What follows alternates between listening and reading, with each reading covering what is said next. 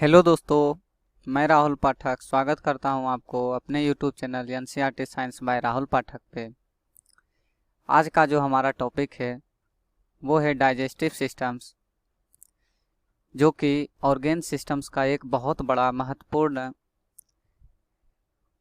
तंत्र होता है। तो इस वीडियो में हम जो डाइजेस्टिव सिस्टम्स हैं उनमें कौन कौन अंग भाग लेते हैं हमारे भोजन को पचाने के लिए, उनके बारे में हम चर्चा करेंगे। तो दोस्तों, इस वीडियो को हम दो भाग में बांटे हैं। ये पहला भाग है, सेकेंड भाग भी जल्दी ही आपके सामने दे दिया जाएगा।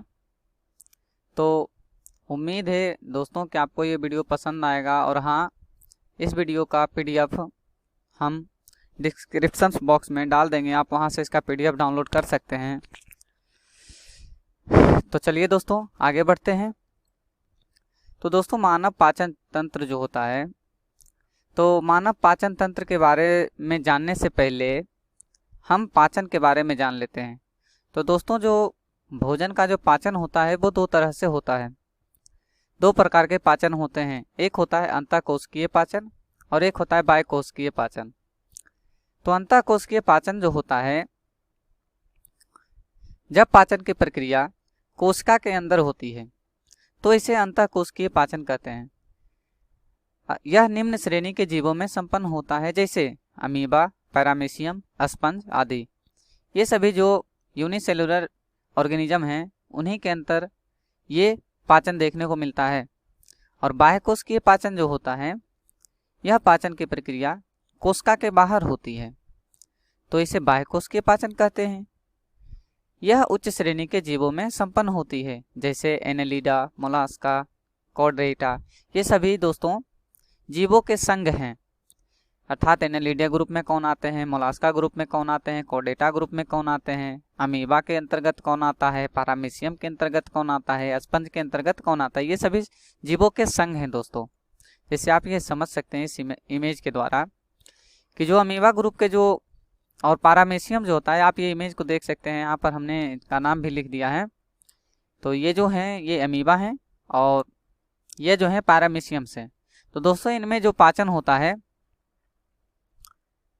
वो अंतःकोशिकीय पाचन होता है, और बाकी जो हैं उनमें क्या होते हैं, वो बाह्यकोशिकीय पाचन होते हैं, जैसे एनालिडा, मोलास्का, कार्डेटा। इन सभी में जो होते हैं वो बाह्यकोशिकीय पाचन होते हैं। एनालिडा ग्रुप में जितने सारे केंचुआर हो गए हैं वो सभी ग्रुप में, सरीसृप जो होते हैं वो सब एनालिडा ग्रुप में आते हैं। मोलास्का ग्रुप में जो ये घोंघा हो गए सरीसृप या फिर समुद्री जीव के बहुत सारे जीव जो कि मोलास्का ग्रुप में आते हैं।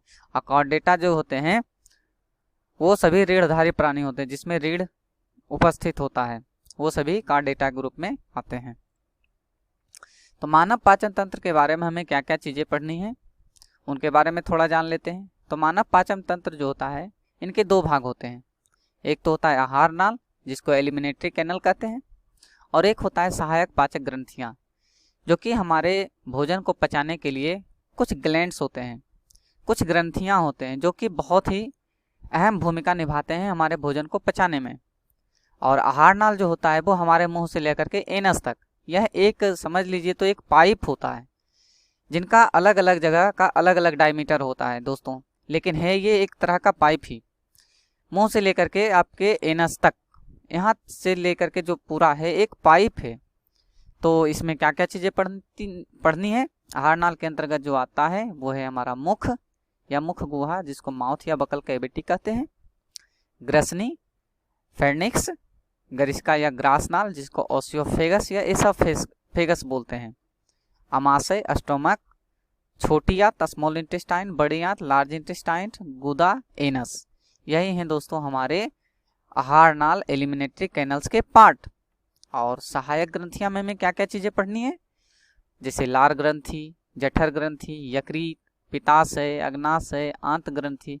ये सभी ग्लैंड्स हैं जो कि हमारे भोजन को पचाने में एक जूस छोड़ते हैं, एक रस छोड़ते हैं उन भोजन को पचाने के लिए।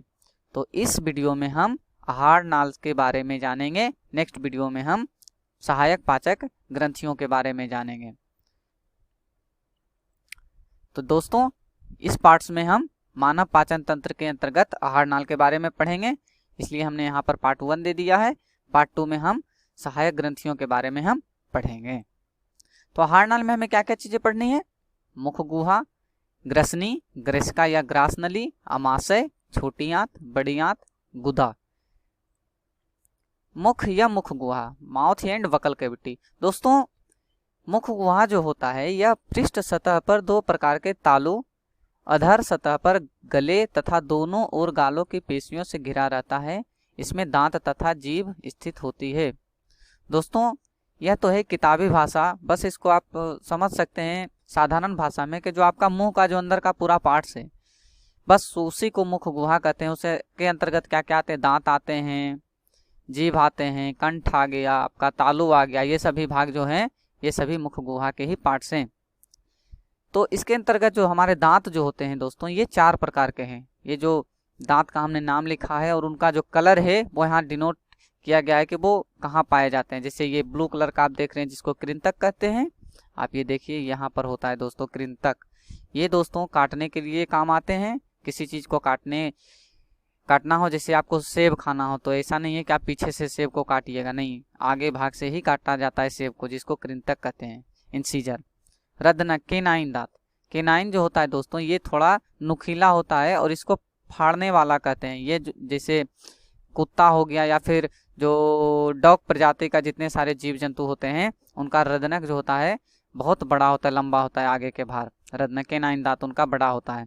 अग्र चबर्णक जो होता है प्रीमोलर, ये पीला वाला जो भाग देख रहे हैं ये है आपका अग्र चबर्णक, जिसको प्रीमोलर कहते हैं। ये तोड़ने का काम आता है। किसी चीज को आपको तोड़ना हो तो आप इसी से तोड़ते हैं, अग्र चबर्णक से ही तोड़ते हैं। चबर्णक, मोलर, इसका काम है चबाना। किसी चीज आप भोजन को मुंह में लेते हैं तो उसको पीसना होता है, तो वो चबर्णक का ही काम है भोजन को पीसना। दांतों की संरचना जो होती है दोस्तों ये 3 प्रकार का संरचना होता है, जिसमें क्राउन आता है, नेक और रूट। क्राउन जो होता है दोस्तों यह दांत का बाहरी भाग होता है। इस पर इनामेल का आवरण लगा होता है जो कैल्शियम फॉस्फेट का बना होता है। यह शरीर का सबसे कठोर भाग होता है और इसकी उत्पत्ति जो होती है वो एक्टोडर्म से होती है। ये जो आप ऊपर वाला जो भाग देख रहे हैं यहाँ से लेकर के यहाँ तक, यहाँ देखिए सिंबल दिया गया है, आप समझ सकते हैं जो मसूड़े के जो बाहर का जो भाग होता है वही होता है दोस्तों हमारा क्राउन। और इस पर एक इनामेल चढ़ा हुआ होता है जो कि हमारे शरीर का सबसे मजबूत चीज होता है। जैसे कहा जाए कि आपके शरीर का सबसे मजबूत अंग क्या होता है, तो दांतों का जो इनामेल होता है वही हमारे शरीर का सबसे मजबूत अंग होता है जो कि कैल्शियम फॉस्फेट का बना होता है। उसके बाद होता है दोस्तों नेक, जो कि ये जो देख रहे हैं नेक जो होता है यह दांत का मध्य भाग होता है जो कि मसूड़े के जस्ट ऊपर में ही ये स्थित होता है। और एक होता है हमारा रूट, जिसको मूल कहते हैं या जड़ कहते हैं आप। यह दांत की जड़ होती है जो अस्थि गर्त में स्थित रहती है। मूल के चारों तरफ डेंटिन का बना आवरण होता है। ये जो आप देख रहे हैं ये हल्का ब्राउन कलर का ये जो देख रहे हैं यही है आपका डेंटिन, और ये जड़ के चारों तरफ ये एक आवरण बना हुआ होता है। इसकी उत्पत्ति जो होती है दोस्तों वो मेसोडर्म की ओडोटोब्लास्ट से होती है। ये जो आप देख रहे हैं ये जो डेंटिन जो होता है ये ओडोटोब्लास्ट से इसकी उत्पत्ति होती है। ये है हमारा दांत का संरचना। जीभ नेक्स्ट पढ़ना है दोस्तों हमें जीभ के बारे में। तो यह पेशीय संरचना होती है जो एक संवेदी अंग है, सेंसरी ऑर्गेन है। अर्थात इसको हम सेंस ऑर्गेन में जानते हैं कि जीभ को हमें सेंस ऑर्गेन के ग्रुप में रखा गया है जीभ को, क्योंकि यह एक संवेदी अंग होता है। बाहरी चीजों को ये अनुभव करता है दोस्तों। जैसे कोई भी टेस्ट होता है उसको ये पहचानने का काम करता है हमारा जीभ ही। तो यह एक प्रकार का संवेदी अंग है, सेंसरी ऑर्गेन है। इस पर स्वाद का पता लगाने के लिए रस कलिकाएं पाई जाती है जो 4 प्रकार की होती है। जो रस कलिकाएं जो होता है दोस्तों ये 4 प्रकार का होता है, जो कि filiform papilla, foliate papilla, fungiform papilla, vallate papilla. तो दोस्तों यहाँ पर कौन सा स्वाद हमारे जीभ में कहाँ लगता है वो हम यहाँ पर दिखाए हैं, और यहाँ देखिए उसका कलर दिया गया है जैसे विटर, तीखा। तो तीखा स्वाद जो लगता है दोस्तों वह हमारे जीभ के सबसे पीछे भाग में लगता है तीखा स्वाद। फिर खट्टा स्वाद जो लगता है दोस्तों, वो हमारे जो दांत के बगल वाला जो एरिया होता है जीभ का, वो उसमें खट्टा स्वाद लगता है।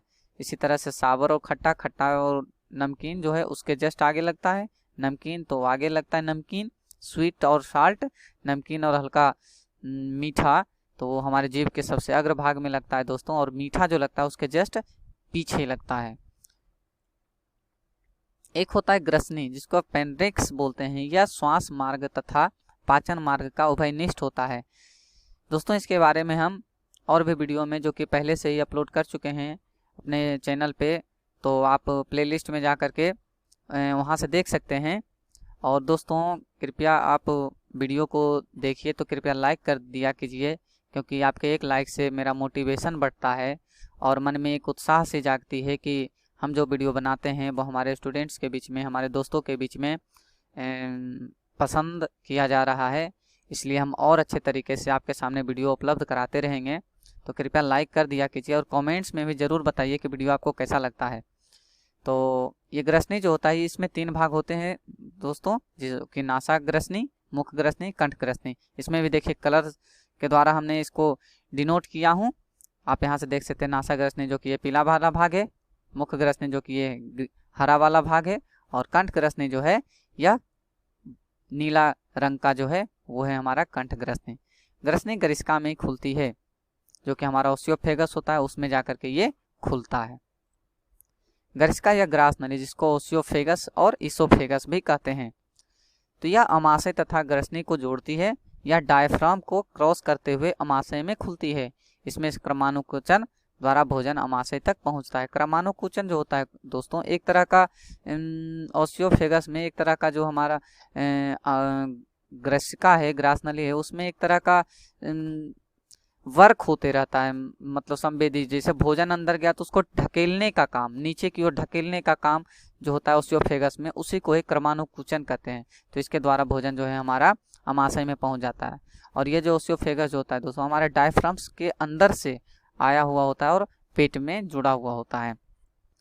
अमाशय स्टोमक, यह मनुष्य के शरीर में बाईं तरफ होता है। इसके 3 भाग होते हैं, जठरागम जिसको इंग्लिश में कार्डियक बोलते हैं, फंडस या काय, इसको इंग्लिश में फंडक या बॉडी, और जठर निर्गम जिसको पोलियोरिक बोलते हैं। अमाशय की भित्ति में जठर ग्रंथि, गैस्ट्रिक ग्लैंड्स पाई जाती है। ये देख लीजिए दोस्तों, इसमें भी हम कलर के द्वारा बताए हैं कि किसका भाग कहाँ पाया जाता है। जठरागम जो है इसको कहते हैं, फंडस ये है, और जठरा निर्गम जो है ये है दोस्तों। बाकी तो पूरा ये पेट का ही स्ट्रक्चर दिया गया है। आप इसका PDF लिंक से डाउनलोड कर सकते हैं, जिसका लिंक मैं डिस्क्रिप्शन बॉक्स में डाल दूंगा।